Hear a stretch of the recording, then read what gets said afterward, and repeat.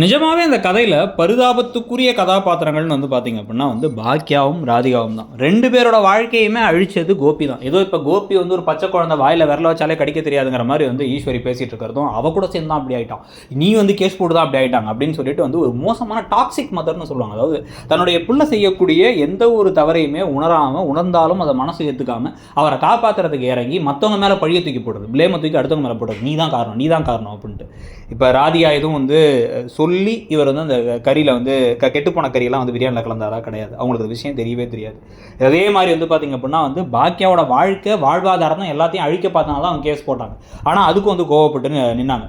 இத்தனைக்கும் வந்து எத்தனையோ வகையில் நல்ல பையனாக கூட அவர் நடந்துக்கிட்டது இல்லை, நல்ல மகனாக கூட நடந்துக்கிட்டது இல்லை. ஆனாலுமே வந்து ஈஸ்வரி மாதிரி ஆட்கள்லாம் வந்து பார்க்கும்பொழுது இப்படி ஒரு மாமியார்கிட்ட சிக்கி தவிச்ச பாக்கியாவும் ராதிகாவும் தான் வருத்தத்துக்குரிய கேரக்டர்ஸ். அதனால தான் அவங்க 2 பேருமே இப்போ வந்து ஒருத்தருக்கு ஒருத்தர் பாண்ட் பண்ணிக்கிறாங்க. ஏற்கனவே ஃப்ரெண்ட்ஸாக இருந்தவங்க இப்போ வந்து மனசு விட்டு பேசி நான் வாழ்க்கையில் சந்தோஷமாகவே இல்லை, இவர் குடும்பத்தை டீல் பண்ணியே என் வாழ்க்கையெல்லாம் போயிடும் போல இருக்குது, இவர் ஏன் கல்யாணம் பண்ணோன்னு இருக்குன்னு அவங்க அழும் போது அவங்கள சரி தேத்தி அவங்கள தோலில் அணைச்சி இப்போ வந்து இவங்க என்ன முடிவு பண்ணுறதுக்கான பாசிபிலிட்டி இருக்குது அப்படின்னா நீங்கள் 2 பேரும் மனசு விட்டு பேசுங்கிறாங்க. மனசு விட்டு பேசினாலும் இந்த ஆள் கூடலாம் வாழ முடியாது.